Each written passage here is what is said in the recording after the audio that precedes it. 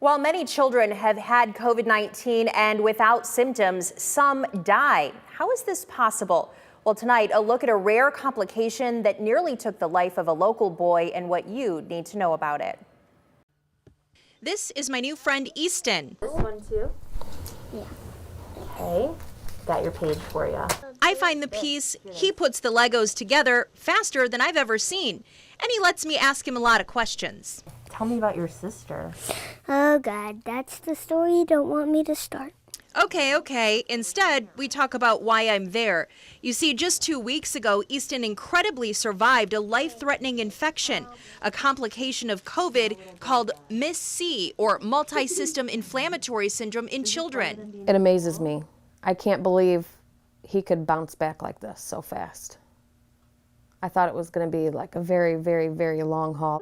Mom says it all started on a Thursday. Easton had a very high fever, 104. It wouldn't come down and his stomach hurt. They went to the doctor, then the ER as they waited for COVID test results. Symptoms got much worse, vomiting, diarrhea. By Sunday, they were transferred to Toledo Children's Hospital, where the family learned how seriously sick Easton was. So then they take us back to the ICU, and his breathing starts getting worse. Doctors put him on oxygen, but his condition still continued downhill. And then the next morning, they said he was getting worse and he was in heart failure. So they started all these meds on him. He probably had 10 different drips running, 2 different heart medications. Easton spent 5 days unconscious on a ventilator while doctors gave him steroids and COVID antibodies. It turns out he had MIS-C, a complication of COVID. With MIS-C, heart, lungs, kidneys, brain, skin, eyes, or abdominal organs become inflamed.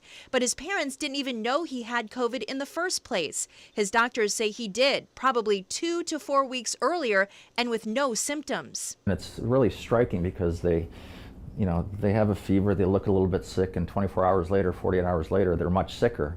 Dr. Ernest Seawick is a pediatric cardiologist for Mercy Health. Unfortunately, it takes a little while to kind of to figure out that this is what it may be. I mean, as we've gotten more experience with it, certainly over the past year or so, it's been a little more easier to diagnose earlier since we know what we're dealing with. Dr. Seawick says it's been a learning curve to figure out how to treat these children who get so seriously ill.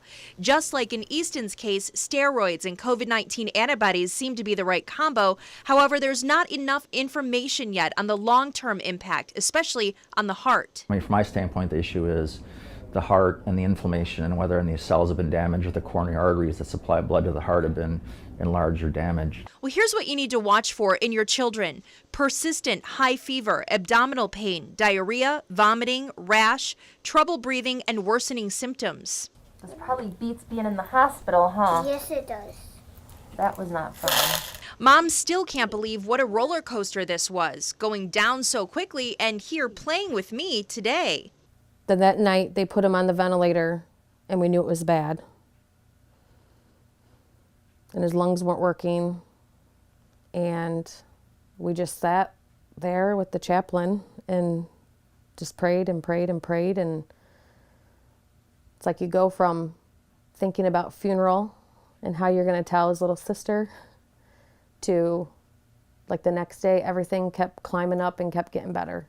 Easton's a little slower these days and gets tired quicker, but his Spitfire personality has returned in all its glory. So is it better to be home instead of the hospital? Yes, I was sick of all the beeping. And every morning I woke up, I was sweating like a bass on the side of a river on a hot summer day.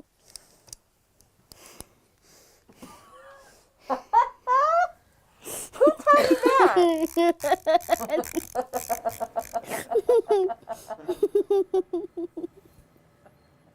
He is a character, and it's great to see the family smiling and laughing again.